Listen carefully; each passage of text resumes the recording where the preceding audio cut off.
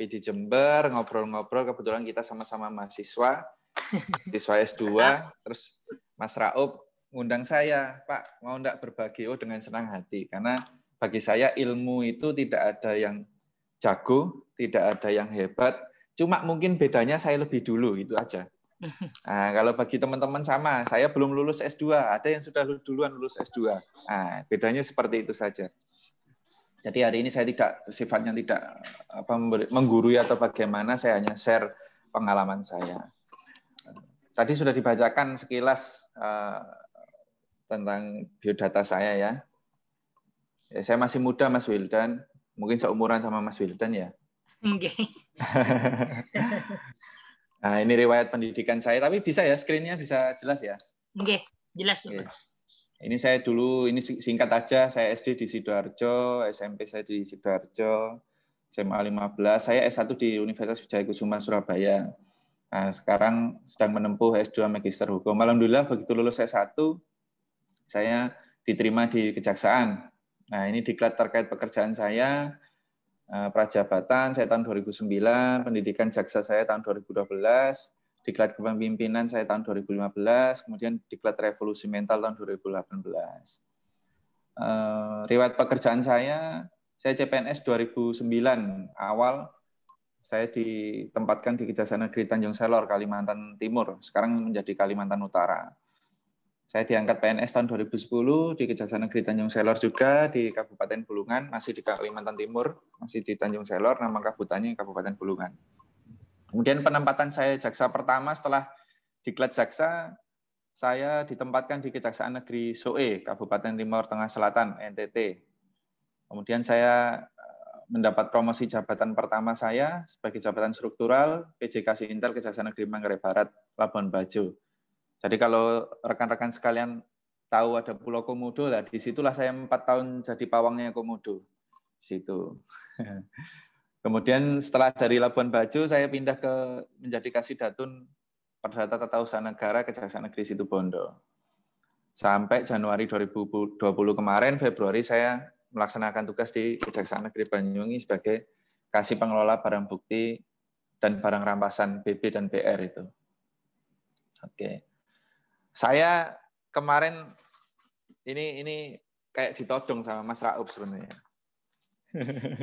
Tapi saya seneng, Pak, membawakan materi, kisi-kisinya ada 9 nih, 8 lah. Saya bilang, ini berapa SKS ini Mas Raup? Ini teman-teman nanti jenuh enggak ini, saya bilang gitu. Nah, sebenarnya apa yang akan saya sampaikan ini sebenarnya sudah mungkin banyak lah teman-teman juga sudah mengerti, namun tidak ada salahnya juga saya ulas kembali.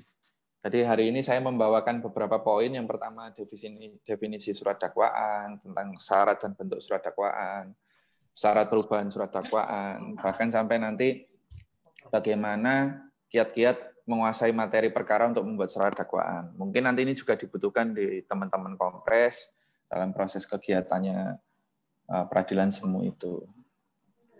Oke, ikan cepat ikan gabus ya, enggak pakai lele. Makin cepat makin bagus tanpa bertele-tele ya. Apa sih surat dakwaan? Kalau mungkin dalam istilah perdata, di bidang perdata itu paling kita kenalnya dengan surat gugatan ya. Sebenarnya sama antara surat gugatan dengan pidana. Versinya kalau di perdata itu bentuknya gugatan, kalau di perkara pidana disebut dakwaan.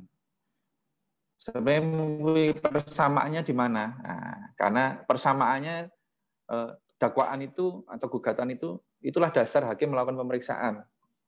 Artinya hakim punya batas-batas dalam melakukan pemeriksaan di persidangan, khususnya pidana ya, karena kita membicarakan dakwaan hari ini. Itu hakim akan memutuskan perkara itu ya berdasarkan apa yang didakwakan oleh jaksa kepada terdakwa. Sama dengan gugatan. Gugatnya apa, ya nanti putusannya terkait gugatan itu apa. Nah, pada umumnya surat dakwaan itu tidak ada arti khusus di dalam KUHAP itu tidak ada. Tapi beberapa ahli hukum mungkin memberikan pengertian itu bentuk surat dakwaan itu berupa surat akta. Akta yang memuat apa? Memuat perumusan maupun simpulan hasil pemeriksaan penyidik atau fakta, fakta hasil penyidikan, ya, keterangan saksi, alat bukti yang lain, keterangan tersangka ketika masih penyidikan tersangka. Kemudian dihubungkan dengan pasal tindak pidana yang dilanggar dan didakwakan kepada terdakwa. Selamat pagi Mbak Dwi Indrianti, selamat bergabung. Surat dakwaan tersebut yang menjadi dasar, yang tadi dasar dari hakim untuk melakukan pemeriksaan di sidang pengadilan. KUHAP menyebutkan sih ada di KUHAP itu di pasal 143 ciri-ciri dan isi surat dakwaan itu apa, yaitu penuntut umum di pasal 143 dijelaskan membuat surat dakwaan yang beri tanggal dan ditandatangani serta berisi nama lengkap, ini terkait kelengkapan formil dakwaan, ya, ada tanggal, ada tanda tangani, nama lengkap, tanggal lahir, umur, dan sebagainya sampai pekerjaan. Bahkan dalam praktek, itu di dalam surat dakwaan itu dicantumkan pendidikan. Sebenarnya itu tujuannya salah satu juga untuk sebagai data kriminal, karena statistik kriminal itu juga dilakukan penelitian, tidak hanya di lembaga kejaksaan, instansi kejaksaan saja. Di semua instansi juga melakukan pengumpulan data, itu nanti sebagai kajian pemerintah terhadap tindak pidana yang dilakukan atau terjadi di Indonesia. Selain itu juga kenapa dibikin selengkap mungkin ya, di dalam dakwaan? Ya ini untuk menghindari error in persona. Jadi jangan sampai salah orang nanti yang didakwakan. Bisa saja namanya sama persis, tuh mungkin beda di tempat lahir dan sebagainya. Nah, di dakwaan di pasal 143 itu juga disebutkan bahwa uraian cermat, jelas, lengkap. Nah, ada 3, uraian secara cermat, jelas, dan lengkap. Nanti kita bahas bersama mengenai tindak pidana yang didakwakan dengan menyebutkan waktu dan tempat tindak pidana, tempus delicti-nya. Ya. Nah, di dalam KUHAP, di rumusan pasal 140, itu disebutkan dalam hal penuntut umum berpendapat bahwa hasil penyidikan dapat dilakukan penuntutan, ia dalam waktu secepatnya membuat surat dakwaan. Nah, di KUHAP ini tidak dijelaskan waktu secepatnya ini kapan. Nah, tidak ada penjelasan itu. Tapi dalam prakteknya, ketika kita segera melimpahkan ke persidangan atau membuat surat dakwaan itu, pada prakteknya ketika jaksa peneliti, ya, kalau awalnya setelah menerima berkas perkara atau dalam istilah kami di proses penanganan perkara tahap 1 itu penyerahan berkas perkara dari penyidik kepada penuntut umum. Dari situ ditunjuklah jaksa peneliti. Nah, jaksa peneliti itu yang meneliti hasil penyidikan yang dilakukan oleh penyidik dalam bentuk berkas perkara, baik kelengkapan formil maupun materialnya. Kita memiliki waktu 14 hari. Nanti ada penjelasan saya di slide selanjutnya. Nah, setelah itu, ketika dinyatakan lengkap, ketika berkas perkara ini dinyatakan lengkap secara formil material, prakteknya kami jaksa ini membuat kelengkapan administrasi antara lain P21. P21 itu surat yang menyatakan bahwa hasil penyidikan itu sudah lengkap. Nah, di mana waktu secepatnya? Di mana waktu secepatnya membuat surat dakwaan? Ya, ketika kita membuat P21 itu dilampirkanlah dengan surat rencana dakwaan. Nah, sebenarnya dari situ sudah mulai nih dakwaan itu sudah mulai dibuat, tapi masih dalam bentuk rencana dakwaan. Nah, itu sebenarnya sudah dari situ di proses itu sudah kita buat. Nanti di penjelasan slide berikutnya ada. Nah, di pasal 141 dan seterusnya sampai 145 maupun pengertian surat dakwaan, bahkan oleh Yahya Harahap, praktek sidang pidana selama ini berlaku di Indonesia, disimpulkan bahwa surat dakwaan merupakan dasar bagi hakim. Dari beberapa penjelasan tadi itu menjelaskan bahwa sebenarnya dakwaan itulah yang sebagai dasar hakim melakukan pemeriksaan dalam sidang pengadilan. Memang tidak tersurat dengan jelas di KUHAP, tapi dihubungkan dari beberapa pasal itu dapat disimpulkan seperti itu. Selain berfungsi sebagai dasar pemeriksaan, ya, dakwaan itu juga memiliki fungsi lain, yaitu sebagai dasar bagi penuntut umum untuk mengajukan tuntutan pidana. Karena awalnya dari sebelum kita tuntutan, otomatis kita mendakwakan terdakwa dulu apa perbuatannya. Nanti dalam proses persidangan kita buktikan sesuai dakwaan kita, baru kita masuk di proses penuntutan. Seperti itu. Selain untuk dasar penuntut umum mengajukan tuntutan, dakwaan juga dasar bagi hakim untuk mempertimbangkan atau menjatuhkan putusan itu terkait tindak pidana yang didakwakan. Oke, ini next sudah saya jelaskan. Nah, ada fungsi surat dakwaan. Fungsi surat dakwaan itu ada 3 dimensi. Kalau bisa disimpulkan ada 3 dimensi fungsi surat dakwaan. Yang pertama yaitu fungsi surat dakwaan bagi penuntut umum. Yang kedua fungsi surat dakwaan bagi terdakwa.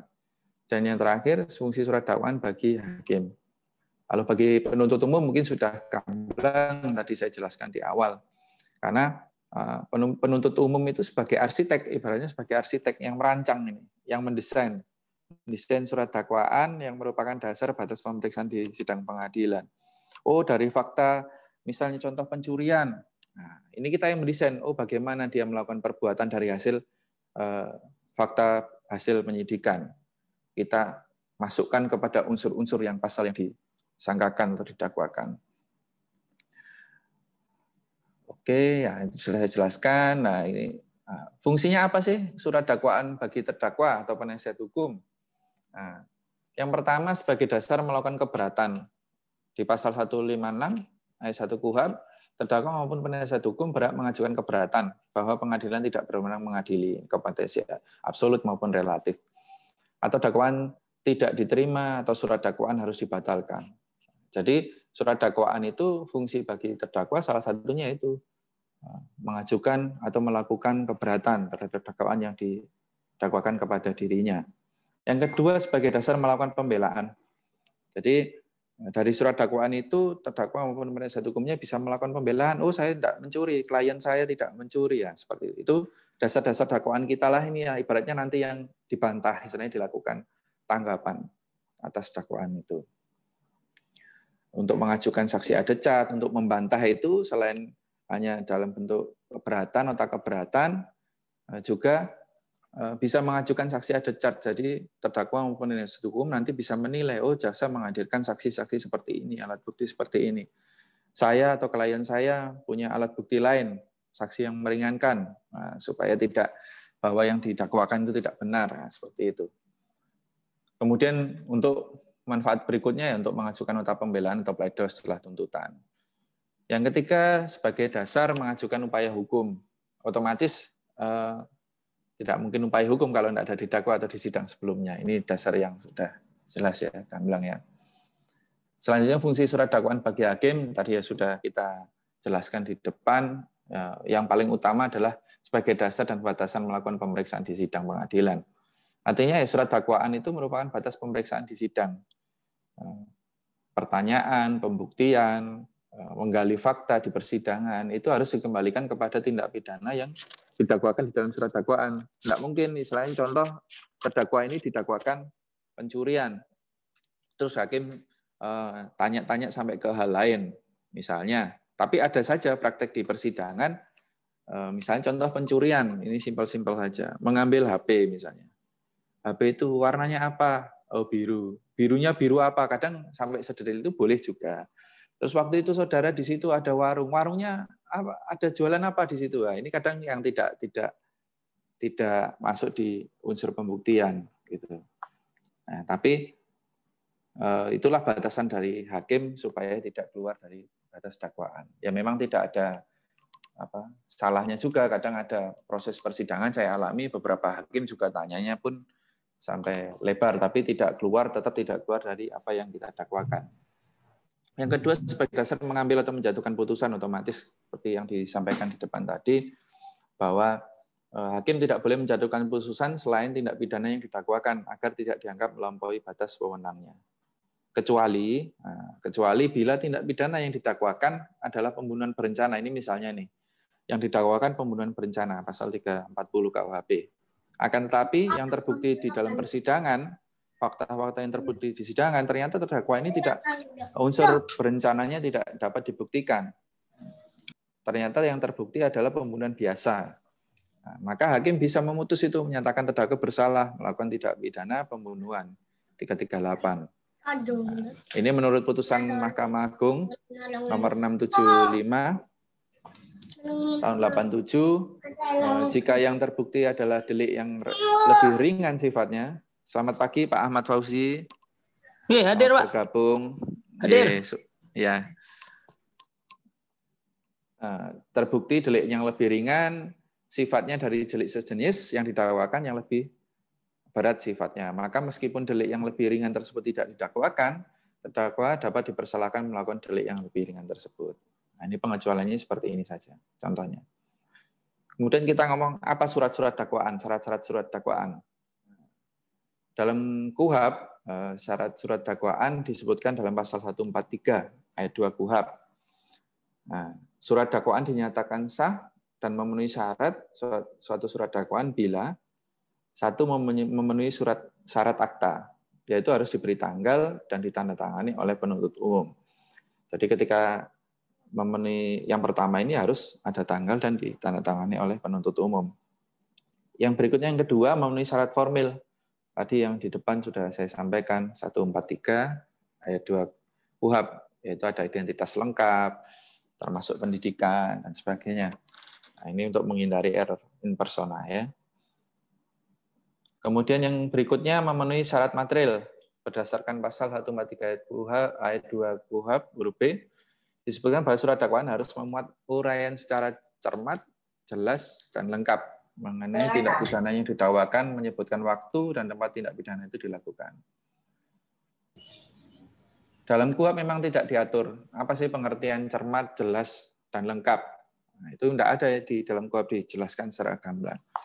Nah, berdasarkan surat edaran Jaksa Agung, surat edaran nomor 4 tanggal 16 November 93 tentang pembuatan dakwaan, junto edaran Jambidum Jaksa Agung Muda Pidana Umum tahun 93, yang dimaksud dengan cermat itu apa? Nah, cermat itu uraian yang didasarkan kepada ketentuan pidana terkait tanpa adanya kekurangan atau kekeliruan yang menyebabkan surat dakwaan batal demi hukum, atau dapat dibatalkan, atau dinyatakan tidak dapat diterima. Jadi cermat itu uraiannya harus tepat, ya, tanpa ada kekurangan, kekeliruan. Jangan sampai nanti tidak pas. Nanti saya jelaskan contoh-contohnya.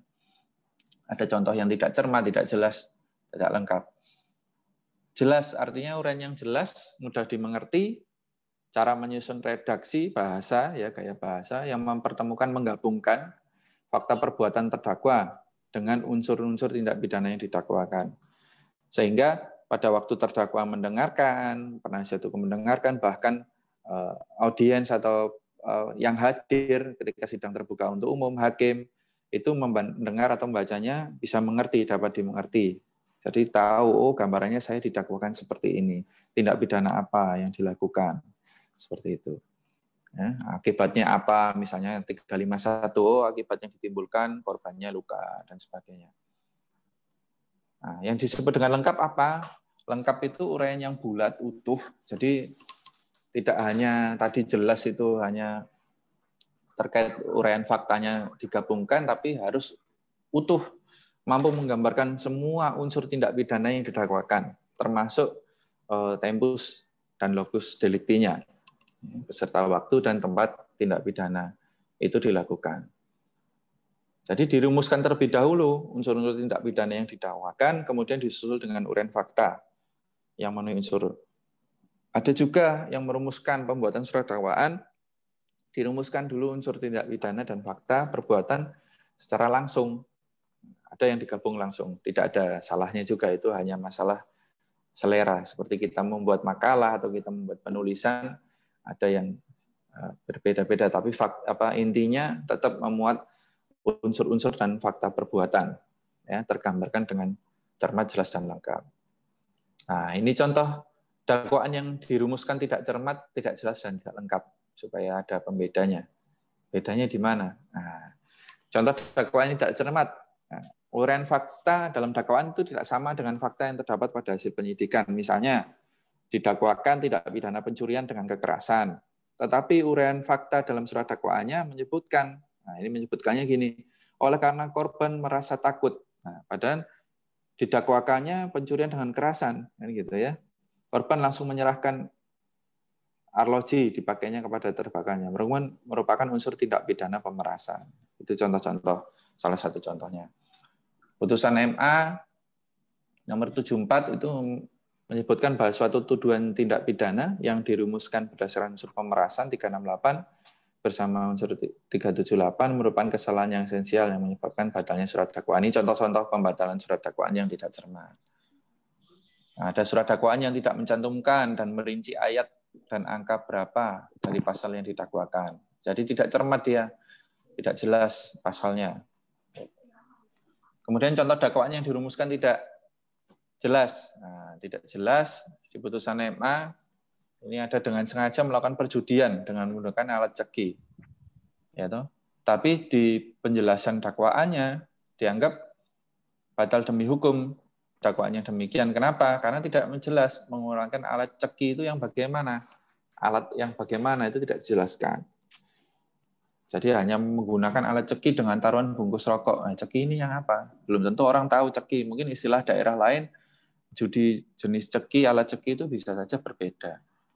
Sebaliknya dalam tindak pidana pencurian, misalnya pasal 362, unsur mengambil barang, itu tidak harus ditafsirkan bahwa barang yang diambil itu harus dibawa pergi dan berpindah tangan, tempatnya semula. Melainkan cukup bila barang itu sudah ada bahwa penguasaannya. Ini dalam putusan MA ya. Oke, saya lanjut. Ada contoh dakwaan yang tidak lengkap bagaimana? Nah, ini ada putusan MA nomor 104. Dalam tuduhan ternyata tidak disebutkan semua fakta yang mendukung unsur delik 378. Dan meskipun disebutkan waktu dan tempat perbuatan dilakukan, tapi tidak dengan jelas dan tepat dirumuskan hal ihwal terdakwa, menyebabkan tuduhan dinyatakan batal. Oke. Nah, contoh dakwaan yang tidak lengkap, sudah ini tadi ya. Tidak lengkap, karena hampir seluruh berisikan kutipan rumusan delik tanpa diuraikan tentang perbuatan material. Nah, jadi hanya rumusan deliknya, pasalnya saja yang dijelaskan, tapi tidak menguraikan perbuatan materialnya terkait unsur itu. Apa? Contohnya surat dakwaan harus semua unsur atau elemen. Contoh didakwakan pasal 363, ayat 1 ke 3. Pencurian di waktu malam, tapi tidak diuraikan dalam dakwaan apakah terdakwa itu ada di rumah atau tidak dikendaki oleh yang berhak, karena terdakwa dalam hal ini adalah pembantu pada rumah tangga, istilahnya jadi pembantu ya, asisten pembantu rumah tangga. Ini contoh-contoh. Uraian dakwaan lengkap atau tidak lengkap tidak tergantung pada apakah semua unsur tindak pidana yang didakwakan sudah dicantumkan. Akan tetapi fakta perbuatan, kejadian atau keadaan yang mendukung semua unsur sudah terpenuhi atau belum. Ya, jadi bukan unsurnya yang penting, tapi fakta yang mendukung unsur. Terkait uraian lengkap ya, artinya bukan berarti unsurnya tidak penting, artinya faktanya ini yang harus penting untuk mendukung unsurnya, harus dijelaskan dengan lengkap. Selain harus cermat, lengkap, jelas ya, surat dakwaan juga harus memuat tempus delicti, locus delicti. Fungsinya apa? Yang pertama, itu menyangkut asas legalitas.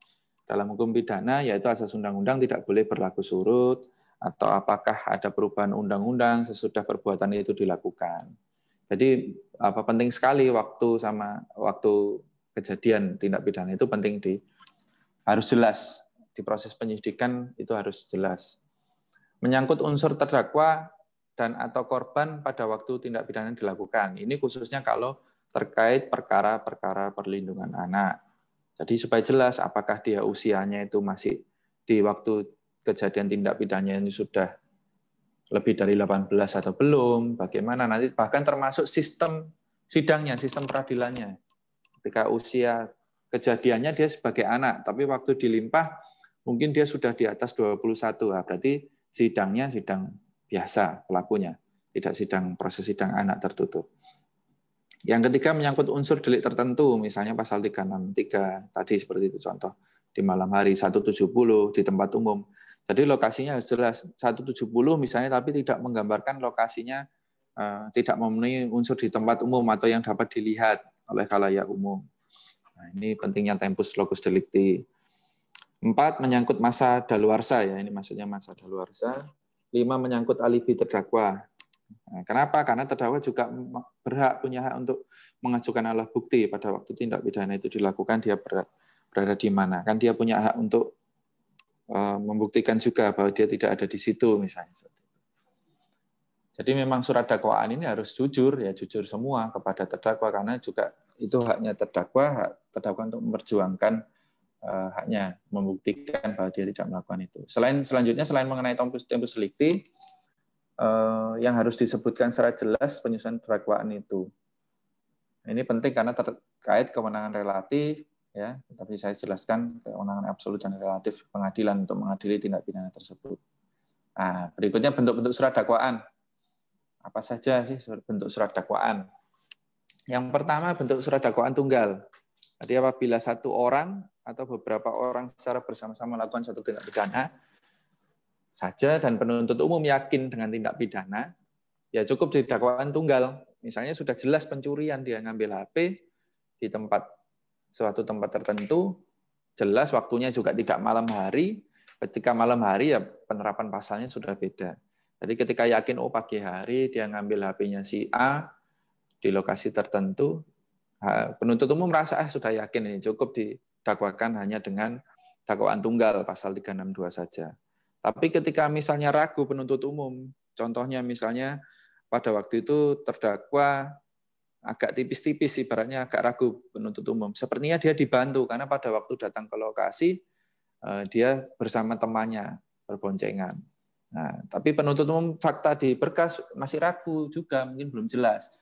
Nah, apakah temannya ini membantu mengawasi yang lain atau bagaimana? Nah, apakah perlu dijuntukan pasal 55 kah, atau bagaimana? Atau temannya ini membantu mencongkel pintunya. Nah, ini bisa saja tidak dilakukan dakwaan tunggal.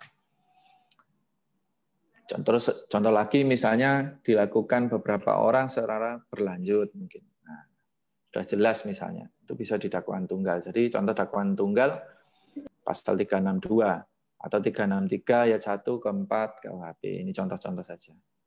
Dakwaan kemudian yang kedua dakwaan alternatif atau pilihan. Bagaimana dakwaan atau kenapa sih dakwaan itu disusun secara alternatif?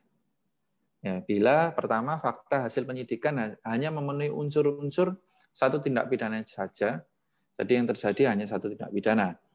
Akan tetapi penuntut umum ragu karena fakta yang mendukung unsur tindak pidana tersebut bisa juga mendukung tindak pidana lain, sehingga yang terbukti tindak pidana lain tersebut. Ini ketika seperti itu, kenapa harus dibuat dakwaan alternatif? Hal ini terjadi kalau dakwaan tindak pidana yang satu dengan tindak pidana yang lain saling mengecualikan, umpamanya antara pencurian atau penggelapan. Nah, ini kan ada ragu-ragunya. Ini ada di bukunya Pak Osman Simanjuta. Oleh karena hanya satu tindak pidana yang akan dibuktikan, maka antara dakwaannya satu dengan dakwaan yang lain diberikan kata penghubung atau. Jadi misalnya dakwaan ke-1, yaitu pasalnya pencurian, terus atau kedua pasalnya pasal penggelapan. Seperti itu dakwaan alternatif. Cara pemeriksaan di pengadilan, semua dakwaan diperiksa. Jadi semua dakwaan itu diperiksa, nanti tinggal pembuktiannya dirasa mana yang memenuhi alat bukti, mana yang terbukti. Contoh susunan dakwaan alternatif penuntut umum. Nah, misalnya yang pertama rumusan pasal 378 KUHP atau pasal 372 KUHP. Yang berikutnya yang ketiga, dakwaan subsidiaritas. Nah, primer subsidiar, biasanya bahasa kita subsidiaritas, ya, atau dakwaan pengganti. Sama halnya dengan alternatif, dakwaan subsidiar juga satu tindak pidana yang terjadi, tapi penuntut umum ragu kalau yang terbukti adalah tindak pidana lain. Pada umumnya penuntut umum menyusun dakwaan subsidiar bila antara dua tindak pidana yang sejenis atau akibat yang ditimbulkan sama, akan tetapi bukan syarat mutlak. Ini bukan syarat mutlak, ya. Oleh karena yang terjadi hanya satu tindak pidana saja, maka dakwaan disusun sebagai tindak pidana yang ancamannya lebih berat dulu, baru berikutnya ancamannya yang lebih ringan dari yang primer, yang utama, yang subsidiarnya. Cara pemeriksaan di persidangannya beda. Kalau alternatif, semuanya bisa kita buktikan, kita periksa bersamaan. Ketika subsidiaritas, dakwaan primer dulu yang harus dibuktikan dahulu, diperiksa dulu pembuktiannya. Ketika, sepertinya primer ini tidak terbukti, baru subsidiar yang kita buktikan. Apabila dakwaan primer sudah terbukti, maka subsidiar tidak perlu dibuktikan. Nanti di bentuk surat tuntutannya akan terlihat. Ketika misalnya subsidiar primer sudah terbukti, nah, otomatis penuntut umum menyampaikan bahwa dakwaan subsidiar tidak perlu dibuktikan karena dakwaan primernya sudah terbukti. Yang berikutnya dakwaan, nah ini contohnya 340, contohnya pembunuhan berencana 340 subsidi primernya, subsidiarnya 338 lebih ringan, ya, atau lebih subsidiar lagi. Jadi ada primer, subsidiar, lebih subsidiar, jadi ada tiga susun ibaratnya. itu ada penganiayaan yang mengakibatkan mati. Misalnya ini ada keraguan seperti itu. Misalnya dia perencanaannya masih ragu, di primer subdekans seperti itu. Yang terakhir, dakwaan kumulasi atau kumulatif ini yang paling berat sebenarnya. Karena dia menggabungkan beberapa tindak pidana ya, jenis tindak pidana. Dikumulasikan, dijumlahkan. Dalam suatu surat dakwaan, didakwakan beberapa tindak pidana sekaligus, masing-masing berdiri sendiri, baik karena ancaman pidana sejenis maupun tidak sejenis. Penuntut umum dan hakim harus membuktikan, jadi dua-duanya harus dibuktikan, dakwaan satu persatu. Terhadap dakwaan yang terbukti, terdakwa harus dipertanggungjawabkan dan dijatuhi pidana, sedang yang tidak terbukti, dibebaskan, ya, seperti tadi primer subsidiar. Ini dakwaan disusun kumulasi bila terjadi konkursus realis ya, pasal 65 ayat 1 KUHP. Atau juga bisa terjadi penggabungan perkara menurut pasal 141 KUHP. Dalam hal terjadi penyertaan, pembujuk, sebagainya, itu bisa dilakukan kumulasi ya. Contoh dakwaan kumulatifnya, atau kumulasinya misalnya pencurian, 362. Yang kedua penggelapan, 372. Atau bisa juga pencurian dan habis dia nyuri atau dia bunuh terus nyuri ya, itu bisa juga. Jadi dua-dua ini. Dakwaan kombinasi. Dakwaan kombinasi ini dakwaan gabungan yang disusun bila seorang atau beberapa orang secara bersama-sama melakukan beberapa tindak pidana yang berdiri sendiri-sendiri, dan tindak pidana tersebut penuntut umum ragu terhadap tindak pidana yang terjadi. Jadi dakwaan kombinasi ini dasarnya adalah dakwaan kumulasi, dan di antara dakwaan kumulasi tersebut ada dakwaan dalam bentuk lain. Jadi ada kumulatif, misalnya dan, terus ada alternatifnya. Jadi masih ada ibaratnya ya kayak jaring ikan supaya tidak ini. Contoh dakwaan kombinasi, dakwaan pertama bukan berarti jaring ikan dalam negatif ya, dalam perspektif negatif tidak. Contoh dakwaan kombinasi, dakwaan pertama primer. Nah, jadi udah pertama, kalau kumulatif tadi kan pertama atau ke satu atau kedua, ini dikombinasikan. Jadi ada alternatif dan subsidiaritas. Dakwaan pertama primer, pasal 340 KUHP, subsidiar pasal 338, dan ditambahkan lagi dakwaan kedua membahas senjata api misalnya. Seperti itu. Dakwaan keduanya ya mungkin pasalnya beda. Ketika kita membicarakan surat dakwaan, ada kerangka ya, ada kerangka surat dakwaan yang perlu kita perhatikan. Yang pertama, Kejaksaan Negeri ya, maksudnya penuntut umum itu berada di wilayah Kejaksaan Negeri apa. Biasanya di KOP-nya ada Kejaksaan Negeri Banyuwangi misalnya. Istilah hukumnya yang dilakukan tindak pidana. Kemudian kepala surat dakwaan. Jadi habis Kejaksaan Negeri Banyuwangi ada surat dakwaan nomor register perkara. Identitas terdakwa harus sesuai tadi pasal 143 yang dijelaskan tadi. Status penahanan. Sebenarnya status penahanan ini tidak wajib, bukan sebagai syarat. Tapi ini juga perlu dituangkan dalam surat dakwaan, karena hakim juga dalam memutuskan perkara nanti juga akan melihat juga surat dakwaan terhadap terdakwa ini dilakukan penahanan mulai kapan, karena nanti ada misalnya pidana penjara, dikurangi masa penahanan yang sudah dilakukan. Terdakwa pun juga biar tahu, oh saya ditahan mulai kapan. Walaupun dalam prakteknya setiap proses penahanan terdakwa, penasihat hukum, keluarga maupun hakim ketika pelimpahan perkara diberikan arsip atau diberikan tembusan ya, kelengkapan surat penahanannya itu diberikan semua. Bahkan mulai penangkapan itu dicantumkan semua. Nah, selain itu, setelah dari status penahanan, baru dakwaan. Nah, pasalnya apa? Dijelaskan uraiannya tadi yang seperti saya jelaskan. Unsur cermat, jelas, dan lengkap. Nah, dimulai dengan terdakwa atau para terdakwa, misalnya dilakukan lebih dari satu orang, terus kualifikasi khusus merupakan unsur delik berkualifikasi. Ya, ini contoh aja ketika lihat kasusnya saja. Waktu dan tempat tindak pidana dilakukan, otomatis. Unsur uraian tindak pidana dirangkaikan dengan fakta. Jadi dijelaskan di itu unsur pasalnya apa, dijelaskan. Mencuri, mengambil, cara dia mengambil seperti apa.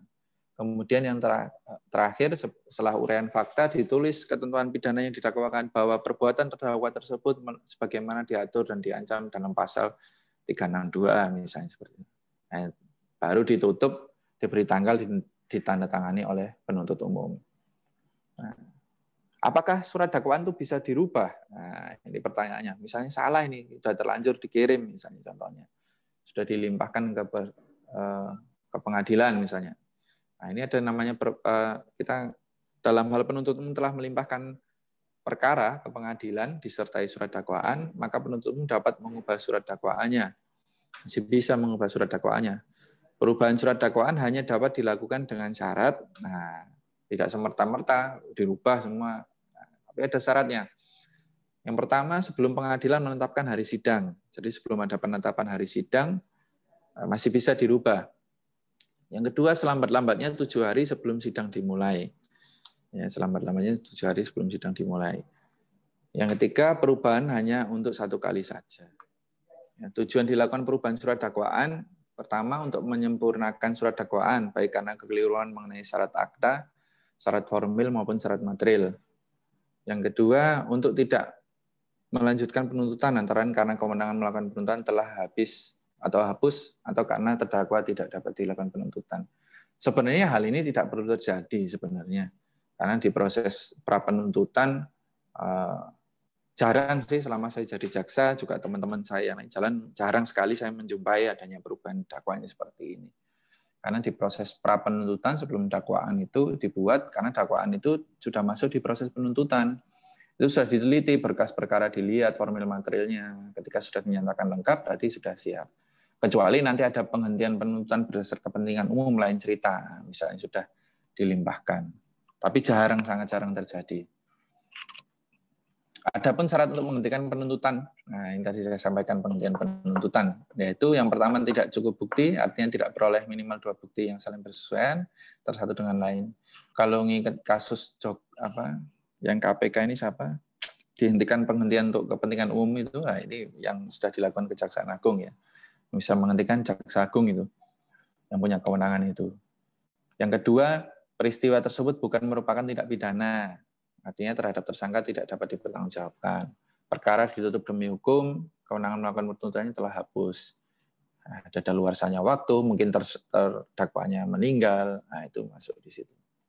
Surat dakwaan maupun perubahannya selain diserahkan kepada hakim juga harus diberikan kepada tersangka, penasihat hukumnya, dan kepada penyidik. Kemudian kita bahas terkait surat dakwaan tidak dapat diterima atau surat dakwaan dapat dibatalkan. Ya. Apa sih itu? Pasal 156 ayat 1 KUHP, pada awal pemeriksaan di sidang pengadilan setelah penuntut umum membacakan surat dakwaannya, terdakwa ataupun penasihat hukumnya dapat mengajukan keberatan terhadap surat dakwaan penuntut umum. Antara lain dalam hal dakwaan tidak dapat diterima dan surat dakwaan harus dibatalkan. Ada 2 poin di situ. Yang dimaksud tidak dapat diterima itu apa? Yaitu karena terhadap tindak pidana yang didakwakan, terdakwa tidak dapat dipertanggungjawabkan. Karena pada diri terdakwa terdapat alasan pemaaf maupun alasan benar. Ini pasal 44, mungkin gangguan jiwanya dan sebagainya. 44, 48, 49, saya rasa teman-teman sudah memahami itu. Karena terhadap tindak pidana yang didakwakan, yang berikutnya, karena terhadap tindak pidana yang didakwakan, kewenangannya melakukan penuntutan telah hapus. Delik aduan ya, ini saya salah ketik ini. Delik aduan yang pengaduannya telah dicabut, misalnya. Itu contohnya. Nah, kemudian dakwaan dibatalkan. Yang dimaksud dengan dakwaan dibatalkan itu karena tidak memenuhi syarat, baik syarat akta, syarat formal, maupun syarat material. Bagaimana dimaksud pasal 143 tadi, identitas terdakwa, ternyata error in persona, seperti itu ya. Terdapat putusan pengadilan yang membatalkan surat dakwaan, penuntut umum dapat mengajukan, nah misalnya surat dakwaan ini dibatalkan, itu penuntut umum dapat mengajukan kembali perkaranya ke pengadilan setelah surat dakwaan diperbaiki atau disempurnakan. Jadi bisa dilimpahkan lagi ke pengadilan. Nah, dakwaan lisan, nah, ada istilah dakwaan lisan atau catatan tindak pidana. Saya jadi jaksa 10 tahun belum pernah ini buat ini catatan ringan karena ini di piring. dakwaan lisan atau catatan tindak pidana yang didakwakan. Dalam acara pemeriksaan TP singkat, acara pemeriksaan singkat. Menurut pasal 203 ayat 3, setelah hakim menyatakan identitas terdakwa, penuntut umum memberitahukan dengan lisan dari catatannya kepada terdakwa tentang tindak pidana yang didakwakan. Ya. Yang pemberitahuan lisan penuntut umum tersebut dicatat panitera. Jadi mencatat panitera itu dalam berita acara sidang sebagai pengganti surat dakwaan. Jadi tidak bentuk surat dakwaan seperti itu. Jadi dalam acara pemeriksaan singkat tidak ada surat dakwaan. Oleh sebab itu tidak dikenal keberatan terdakwa sebagaimana diatur pasal 156 ayat 1. Oke, ini ada chat ini. Oh, nanti ya, Mbak. Menguasai materi perkara untuk membuat surat dakwaan. Nah, bagaimana sih kiat-kiatnya kita menguasai atau cara menguasai materi perkara untuk membuat surat dakwaan? Tadi di awal sudah saya sedikit singgung bahwa ada proses pra penuntutan. Nah, kalau poin kita atau kunci kita menguasai surat dakwaan itu, ya sebelum proses penuntutan, dakwaan itu masuknya di proses penuntutan karena sudah mau disidangkan kan gitu ya. Jadi sebelum ada proses penuntutan, tut itu penuntutan ya, ada proses pratut, pra penuntutan. Apa itu proses pra penuntutan? Itu di pasal 14 huruf B KUHP itu menjelaskan bahwa penuntut umum, PU ini bukan dinas PU ya.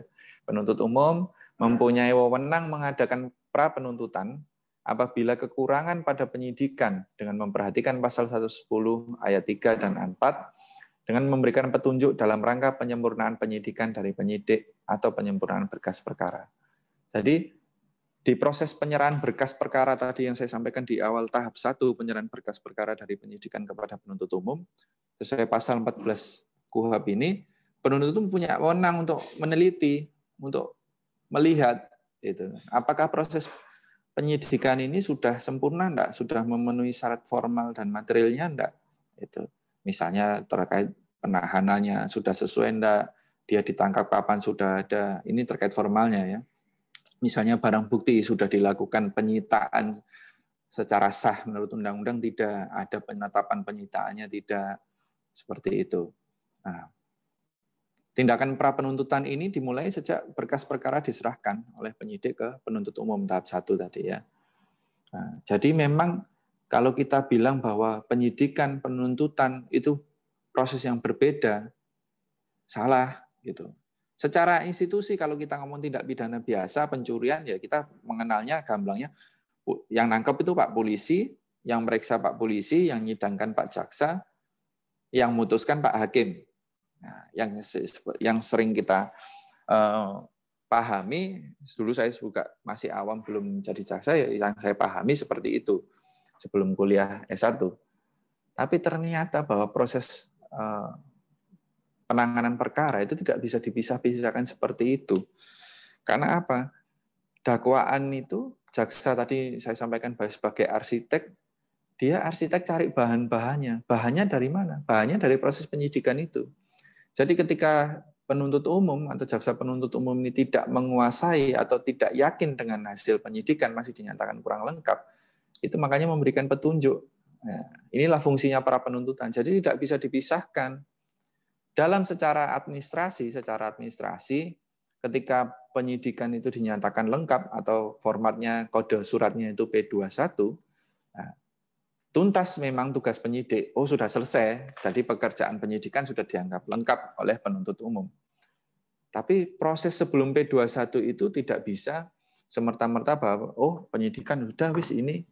Nah, itu tidak bisa. Makanya ada kewenangan yang diatur dalam KUHP bahwa penuntut umum itu meneliti kelengkapan formil maupun materinya. Bahkan setelah berkas sebelum berkas datang ya, penyidik itu memberikan pemberitahuan ketika penyidik pihak kepolisian misalnya contoh ya 362 melakukan penyidikan terhadap proses perkara pencurian itu. Penyidik harus segera memberikan surat pemberitahuan dimulainya penyidikan kepada penuntut umum. Dari situ Kepala Kejaksaan Negeri setempat menunjuk penuntut umum yang mengikuti perkembangan penyidikan. Ya memang dalam prosesnya kita tidak pernah penuntut umum datang misalnya ke penyidikan terus ikut waktu pemeriksaan, itu tidak dilakukan. Tapi idealnya mungkin ke depan, mungkin bisa saja ke depan ini gitu untuk memenuhi asas keadilan ya, praduga tak bersalah juga. Idealnya justru seperti itu. Jadi penuntut umum itu tidak terpotong-potong atau penegakan hukum tidak sepenggal-penggal. Oh, penyidikan datang bentuk berkas, nah, kita hanya baca di berkas itu. Jadi kita tidak tahu proses pemeriksaannya. Nah, seperti itu. Nggak tahu nanti formulasi undang-undang kita RUU KUHP atau KUHAP yang baru itu seperti apa. Mudah-mudahan bisa mengakomodir penegakan hukum yang lebih adil, lebih bermartabat. Nah, ini kenapa saya ajak berpikir seperti itu. Nah, kita coba cermati pasal 110 KUHP dan pasal 138 ayat 2 KUHAP. Ini KUHAP ya. Di pasal 110 KUHAP itu menyebutkan bahwa penyidikan dianggap selesai bila dalam 14 hari penuntut umum tidak mengembalikan hasil penyidikan. Jadi yang pasal yang tadi. Ya. Jadi ketika 14 hari penyidikan itu berkas dikasih ke penuntut umum, ketika 14 hari ini penuntut umum tidak, misalnya diam aja, tidak dikasih surat, bahwa penyidikan tidak lengkap.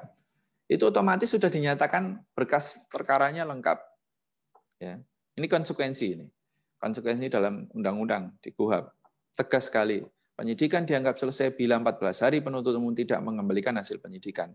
Artinya penuntut umum meneliti proses penyidikan yang dilakukan beberapa waktu itu, ini benar-benar memenuhi unsur tidak, ya, itu punya waktu 14 hari. Ya, bila mana penuntut umum memberitahukan kepada penyidikan belum lengkap, nah tadi itu kode suratnya P19 istilahnya di kami. Ya, tenggang waktu untuk penyidikan memenuhi unsur, memenuhi kelengkapan itu tidak dibatasi. Tapi ketika PU penuntut umum melakukan penelitian itu terdapat batasan waktu. Ini yang perlu kita cermati bersama. Ya. Di pasal 138 ayat 2, dalam waktu 14 hari penyidik harus ini saya salah ketik ini, menyampaikan kembali berkas perkara ke penuntut umum. Hanya situ saja. Tapi kalau di pasal 110 penyidikan dianggap selesai, berarti dianggap lengkap selesai. Berarti sudah siap dilakukan penuntutan dalam 14 hari. Tapi dalam pasal 138, dalam waktu 14 hari penyidik harus menyampaikan kembali berkas perkara ke penuntut umum. Selesai, di situ saja. Ya. Tidak ada konsekuensi penyidikannya dianggap batal misalnya. Penyidikannya batal demi hukum misalnya. Itu tidak ada di dalam KUHAP. Coba nanti teman-teman cermati setelah kita acara ini bisa dibaca semua. Kita cermati di situ.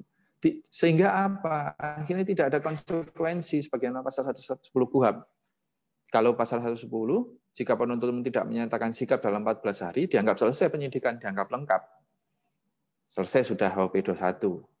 Tapi ketika penuntut umum mengembalikan kekurangan dalam 14 hari, walaupun diatur di pasal 138, dalam waktu 14 hari, tapi ketika tidak dilengkapi dalam 14 hari, tidak ada aturan dalam KUHAP yang menegaskan bahwa penyidikannya batal atau bayangkan, ya.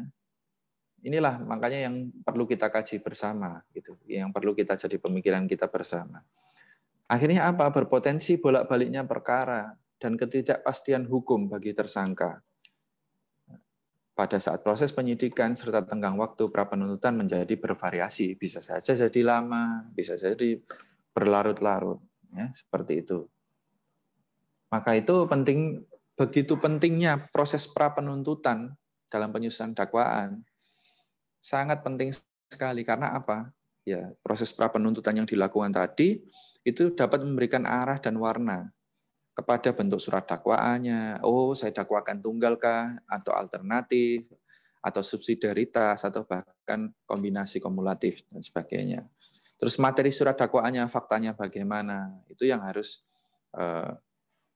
bisa dikaji atau digali di proses pra penuntutan. Jadi sangat penting sekali. Jadi tidak bisa terputus-putus, tidak boleh terputus-putus. Yang berikutnya terkait penguasaan pembuktian unsur setiap delik. Kemudian ketentuan pidana yang akan diterapkan, pasal apa, dia melanggar pasal apa yang tepat. Menentukan juga bagi surat tuntutan dan surat tuntutan penjatuhan hukuman. itu sudah nanti masuk tuntutan nanti.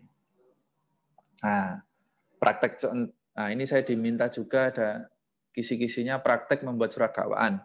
Kayaknya enggak mungkin ya, karena kita pakai Zoom gini, enggak mungkin ya. Mungkin tadi sudah saya kasih contoh gambaran di atas tadi beberapa contoh surat dakwaan ya, terkait bentuk surat dakwaan. Tapi nanti saya juga dengan senang hati kapan-kapan mungkin teman-teman dari Jember mau sharing atau itu, mungkin enggak harus ke Banyuwangi, di Kejaksaan Negeri Jember juga bisa. Oh, mau lihat apa contoh dakwaan bagaimana, itu kami sangat terbuka di Kejaksaan. Bahkan di SIPP pengadilan, situsnya website pengadilan itu sudah lengkap, itu ada dakwaan itu dicantumkan di situ. Nah, ini mungkin ada materi tambahan atau penjelasan tambahan, ini diminta juga ini sama teman-teman kiat-kiat menjadi praktisi hukum atau jaksa yang berintegritas. Sebenarnya kalau kita ngomong integritas itu saya sendiri malu kalau ngomong oh saya integritas, oh saya ini sudah ini. Itu sebenarnya integritas itu ya yang menilai orang lain ya. Cuma supaya kita mencapai di sana, sampai kita capai di sana, kita harus kenal dulu yuris ya. Yuris itu apa? Ya jaksa itu ya yuris. Kalau di Kamus Bahasa Indonesia itu yang dimasukkan yuris itu ahli hukum atau sarjana hukum. Ya, orang yang dipandang mahir, dipandang paham, dipandang memiliki kepandaian suatu ilmu hukum. Padahal pengalaman saya jadi jaksa itu sama kayak jadi dokter. Kenapa saya bilang begitu? Tidak mungkin seorang jaksa, ya enggak tahu, mungkin ada jaksa yang lain mungkin hafal semua pasal-pasal, semua undang-undang, mungkin ada juga ya. Kalau saya sendiri sih enggak hafal semua undang-undang, pasal-pasalnya saya enggak hafal. Detailnya itu enggak hafal. Kalau garis besarnya ya. Mungkin lebih pintar Mbah Google sekarang daripada saya gitu ya, jaksa ya. Jadi dipandang sebagai orang yang ahli, orang yang mahir, memahami terkait ilmu-ilmu hukum semua. Bayangkan, sama kayak dokter, kita datang ke dokter, dok saya pusing. Pasien pokoknya taunya dokter itu bisa nyembuhkan. Entah pusingnya itu karena giginya sakit, atau pusingnya karena kurang tidur, pokoknya dokternya harus tahu. Nanti obatnya, resepnya apa. Nah, sama, jadi jaksa atau penegak hukum seperti itu juga. Atau sarjana, gelar yang didapatkan setelah menempuh pendidikan, otomatis kalau kita dinyatakan ahli hukum berarti harus menempuh proses perkuliahan ya, pendidikan. Nah, definisi moral, kalau kita ngomong integritas, ya otomatis dihubungkan dengan moralitas kita. Nah, moral itu apa? Kalau di Kamus Bahasa Indonesia, yaitu ajaran atau tentang baik buruknya diterima umum mengenai perbuatan. Jadi yang menilai moralitas kita ya orang lain. Jadi tidak bisa kita ngomong oh saya ini sudah benar. Nah, itu berarti justru yang belum berintegritas, seperti itu bagi saya, menurut saya. Isi hati atau keadaan perasaan sebagaimana terungkap dalam perbuatan. Jadi sikap tindak tanduk kita itu tidak berlainan dengan hati kita. Itu bagi saya seperti itu. Jadi kalau kita ngomong jaksa atau penegak hukum yang profesional atau yang harus berintegritas, ya harus memiliki profesional juga, harus punya skill. Ya. Orang tersebut benar-benar ahli. Ahli itu ya proses belajar terus, tidak ada orang tidak belajar terus. Saya sampai detik ini juga harus belajar, sharing dengan teman-teman juga. Masukan-masukan dari senior, bahkan dari junior pun bisa. Mungkin dia lebih mampu, lebih dahulu tahu. Nah, itu penting. Skill yang harus kita tingkatkan terus. Knowledge, kemampuan yang harus dapat menguasai ilmu, minimal berwawasan mengenai ilmu lain. Jadi tidak hanya hukum saja. Nah, terus attitude, yang artinya bukan hanya pintar saja, tapi harus memiliki etika. Ya. Kalau pintar aja ya tidak punya etika ya sama saja. Bagi saya tidak ini. Jadi bagi saya yuris atau penegak hukum yang bermoral profesional itu ya, yang berpegang teguh kepada nilai moral, menjalankan profesi pekerjaan sesuai dengan keahliannya. Itu ya. Ini saya kembalikan ke Mas Wildan selaku moderator. Mungkin ada. Cuma nanti saya minta batasan waktu ya Mas Wildan, karena saya jam 12 harus sidang. Ada sidang hari ini saya. Oke, terima kasih. Saya kembalikan ke Mas Wildan. Terima kasih kepada Bapak Jaksa Andrianto yang sangat lengkap sekali materinya. perlu diingat bahwa peserta tidak hanya dari Zoom saja, Bapak, tapi juga ada yang di YouTube. Oh iya, baik. Untuk pertanyaan ini ada dari mahasiswa Fakultas Hukum Fakultas Syariah YIN Jember. Pertanyaannya adalah,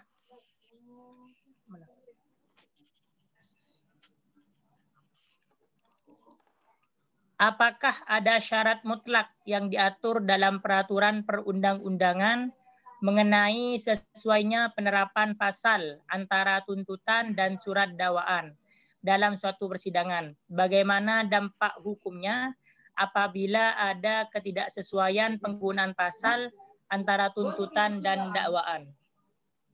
Itu Bapak pertanyaannya. Dampak hukum kok agak putus-putus hanya Mas. Pelan-pelan coba. Agak putus-putus. Apakah ada syarat mutlak? Ini agak delay nih anunya Mas Wildan tadi.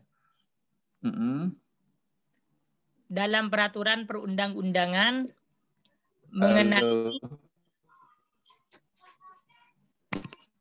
sesuainya penerapan pasal antara tuntutan dan surat dakwaan dalam suatu persidangan. Antara tuntutan dan dakwaan ya? Oke, itu Bapak. Oke. Siapa tadi yang tanya, Mas, namanya? Mas Dwi. Oh, Mas Dwi. Dari UNED ya? Dari Winsa, Pak. Oh, Winsa. Ya, makasih Mas Dwi. Oke, saya jawab langsung atau gimana Mas Wildan? Enggak, jawab langsung aja, Pak. Atau pertanyaan? Oh, enggak, makasih Mas Wildan. Baik, pertanyaan super ini Mas Dwi ini. Nah, ini yang saya tangkap ya, apa ada syarat mutlak terkait apa dampak hukumnya apa ketika penerapan tuntutan tidak sesuai dengan dakwaan kan gitu ya. Ya, kalau berarti kita sudah masuk ke ranah putusan hakim nanti. Misalnya tuntutan dianggap tidak sesuai dengan dakwaan, kan ketika apa yang kita dakwakan dan tuntutan nanti yang menilai adalah hakim ya. Jadi misalnya hakim bisa aja mutus bebas dan sebagainya. Misalnya didakwakan pasal 362. Dituntut dibuktikannya 362 ternyata tidak terbukti gitu ya. Ya bisa saja bebas. Macam-macam itu ada onslah dan sebagainya ya. Itu yang bisa saya jelaskan. Tapi kenapa makanya tadi kenapa ada pilihan dakwaan ya, bentuk dakwaan? Karena yaitu tadi jaksa berusaha agar membuktikan perkara ini ada potensi-potensi tindak pidananya. Misalnya 362, 363 misalnya malam hari. Ragu ini nanti malam harinya tidak terbukti, makanya dilapis dengan pasal 362. Itu mungkin itu sih yang bisa saya sampaikan. Terus Mas Wildan, saya izin dulu sama moderator ini. Ini ada yang chat saya secara pribadi nih Mas Wildan. Boleh saya jawab pertanyaannya Mas Wildan? Oke, boleh Pak. Nah ini saya soalnya chatnya private ke saya ini dari Mbak atau Ibu Eva Ala ini. Pak, apakah jadi jaksa juga harus benar-benar memahami semua pasal? Terus kemudian lalu apakah benar Pak sebelum jadi jaksa harus bekerja menjadi staf dulu selama setengah tahun baru boleh mengikuti pendidikan khusus jaksa? Ini saya jawab dulu nggih Mas Wildan. Terkait jaksa itu harus memahami semua pasal itu ya benar. Jadi kita harus bisa memahami pasal karena kita merumuskan dakwaan itu ya berdasarkan fakta yang dihubungkan dengan unsur-unsur pasal. Jadi memang harus memahami. Makanya ketika kita menerima pemberitahuan penyidikan dari penyidik, itu kita sudah mulai membaca. Oh, walaupun hanya laporan polisi awalnya, tapi kita sudah siap-siap. Ibaratnya orang mau berperang sudah siap-siap. Oh, ini perkaranya nanti perkara pembunuhan misalnya. Oh, dia pembunuhannya malam hari ini. Nah, kira-kira pasalnya apa? Apalagi begitu berkas datang. Nah, itu kita pelajari betul unsur-unsur pasalnya yang mana yang cocok. Jadi memang kita harus memahami peraturan perundang-undangan.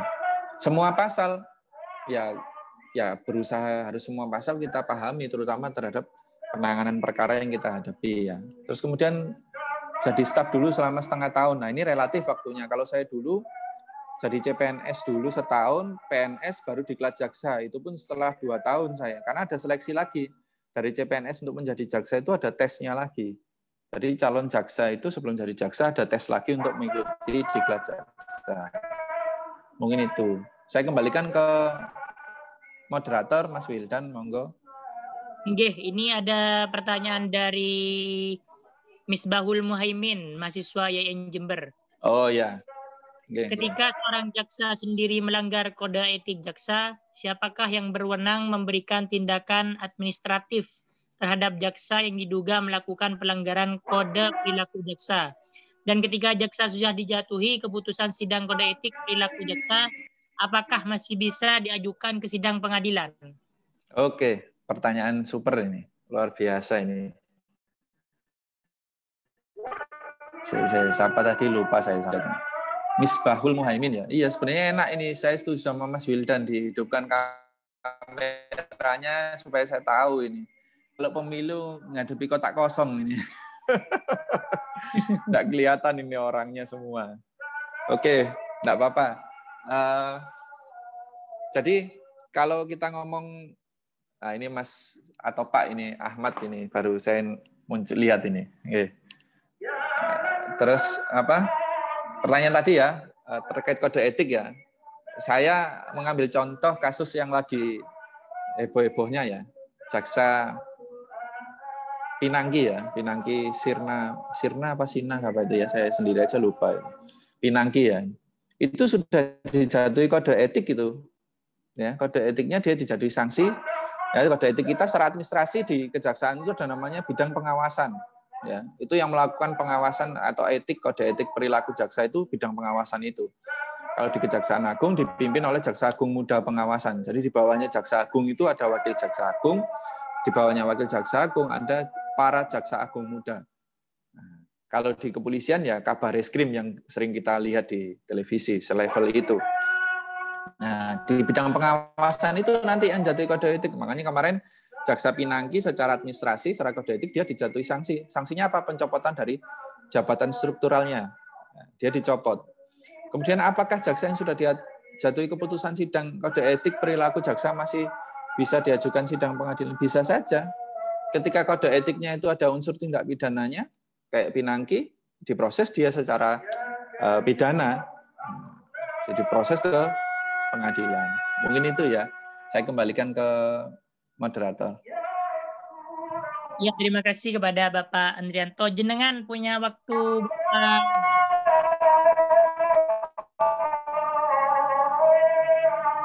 Halo, iya Mas. jenengan sampai jam berapa bisanya? Jam 12 ya, kita batasi jam 12 nggih. Masih ada 1 jam sih. Kalau begitu saya... Tapi kalau memang sudah teman-teman enggak ada ini, monggo. Pokoknya jam 12 ya kita. Supaya saya jam 1 bisa sidang saya. Nggih, mungkin ada yang lain mau kita sharing-sharing. Ini ada lagi, Pak. Perbedaan antara surat dakwaan yang digabungkan dengan yang dipisahkan atau split itu seperti apa dalam tindak pidana? Split ya? Oke. Oke. Yang tanya siapa ini Mas Wildan? Syafiuddin. Saya catat soalnya. Syafiuddin, Pak. Syafiuddin. Ini IAIN atau dari mana? Enggak tahu ya. Mahasiswa Hukum Tata Negara. IAIN Jember, Pak. Oke. Mas, saya break sebentar. Ini adzan soalnya daripada nanti saya ngomong keganggu sama ini ya. Kita adzan dulu ya. Sebentar nggih.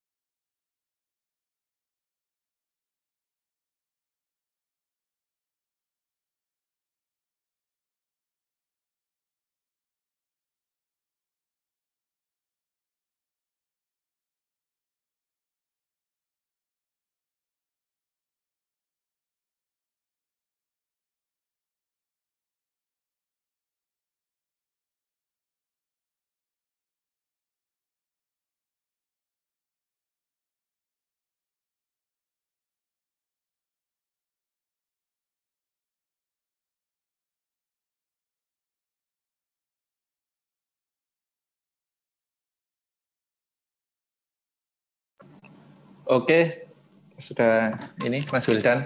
Nggih. Saya langsung jawab ya, mohon maaf ya teman-teman. Soalnya ruangan saya pas deket kantor kita ada masjid, jadi ruangan saya sebelah dekat dengan masjid, jadi suaranya jelas apa kerasanya. Oke, saya jawab ya, ini dari Mas Saifuddin ya. Penggabungan dakwaan dengan pemisahan perkara ya, dakwaannya gimana? Saya kasih contoh begini. Saya pernah nangani perkara 170 ya. 170 itu kan berarti 1 orang lebih. Waktu proses 2 orang ini belum tertangkap. Jadi pada waktu itu saya limpahkan dulu perkara yang 1 itu. Ya, splitnya ini otomatis split perkara. Ya, jadi di dakwaannya si A bersama-sama dengan B dan C ya, melakukan tindak pidana dan sebagainya di hari itu kita jelaskan. Tapi di dakwaan kita sebutkan di si B dan si C perkara terpisah ya, karena belum kita lakukan penuntutan karena atau DPO misalnya belum tertangkap.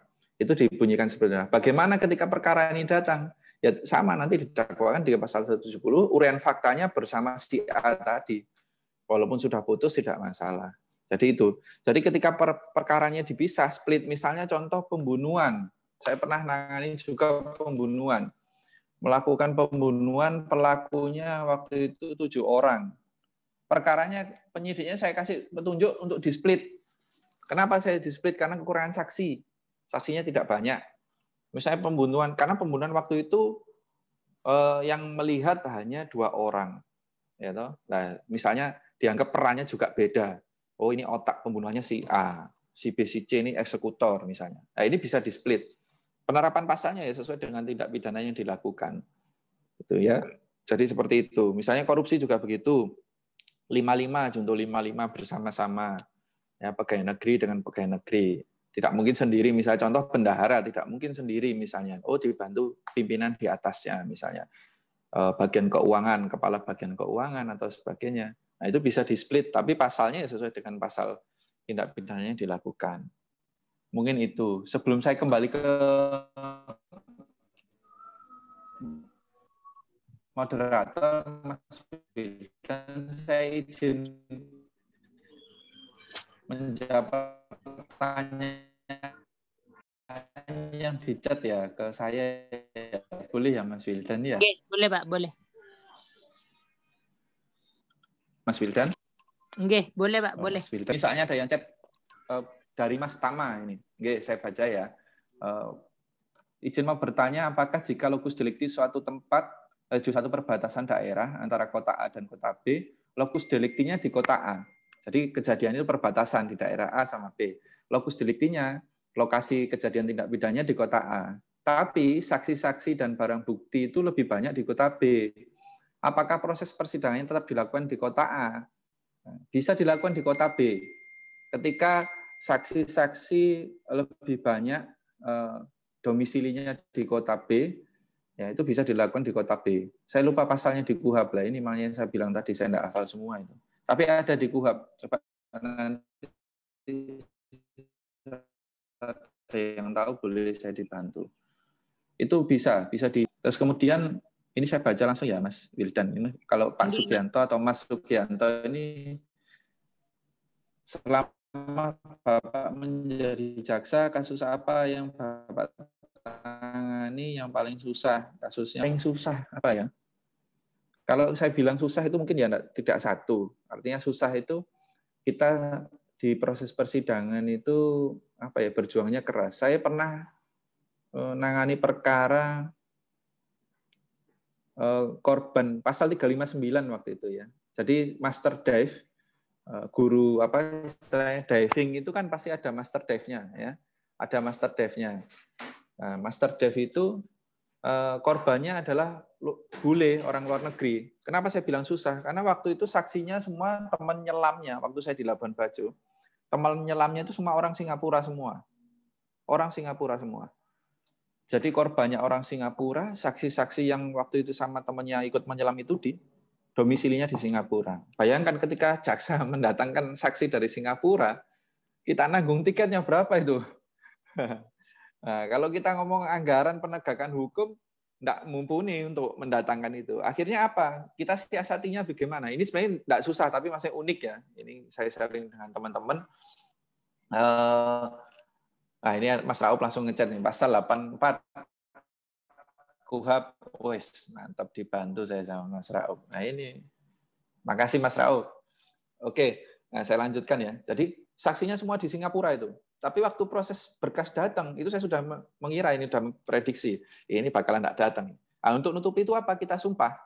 Karena berita acara pemeriksaan sumpah, itu ketika di proses penyidikan lakukan berisa pemeriksaan saksi di proses penyidikan dilakukan sumpah, diambil sumpah atas keterangannya. Ketika sidang tidak datang, kita bacakan, nilainya dianggap sama. Nilainya dianggap sama dengan keterangan yang diberikan di persidangan. Ini nanti yang mempertimbangkan hakim. Jadi waktu itu akhirnya semua saksi itu saya bacakan semua.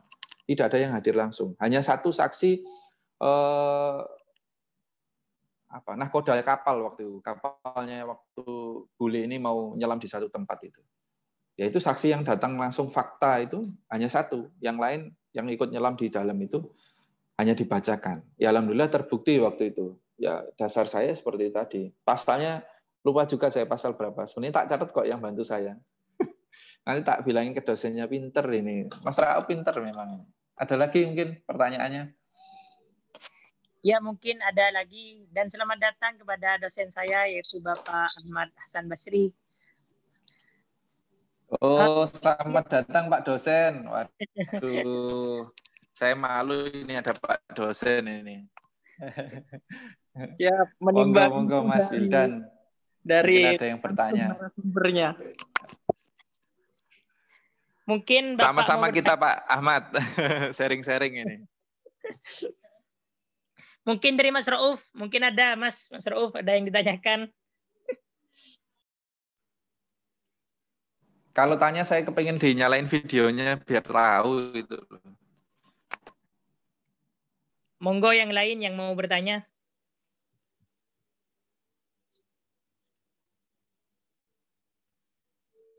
Biar enggak saya sama Mas Wildan aja yang kelihatan ya Mas Wildan ya.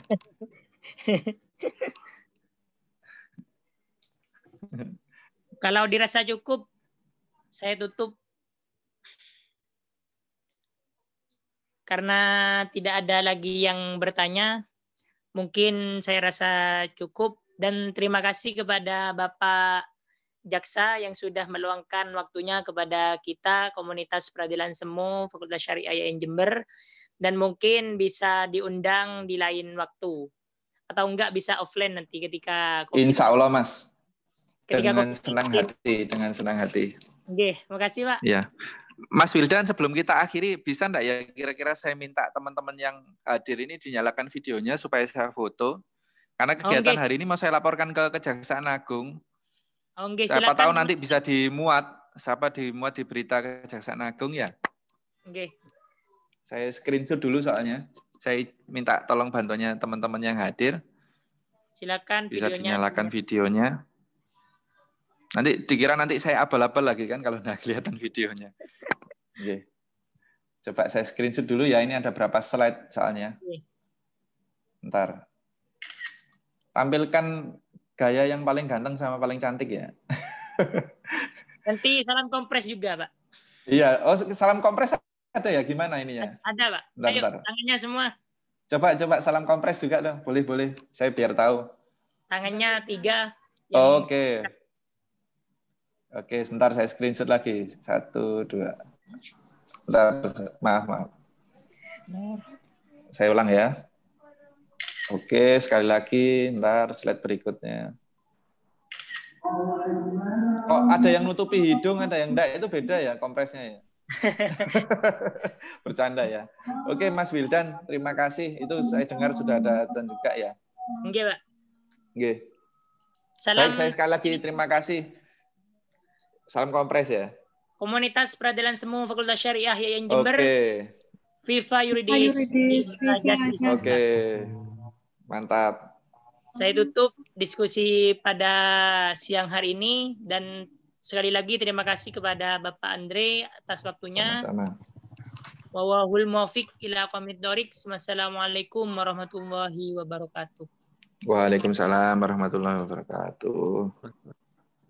Saya Livi ya, izin ya. Nggih, Pak.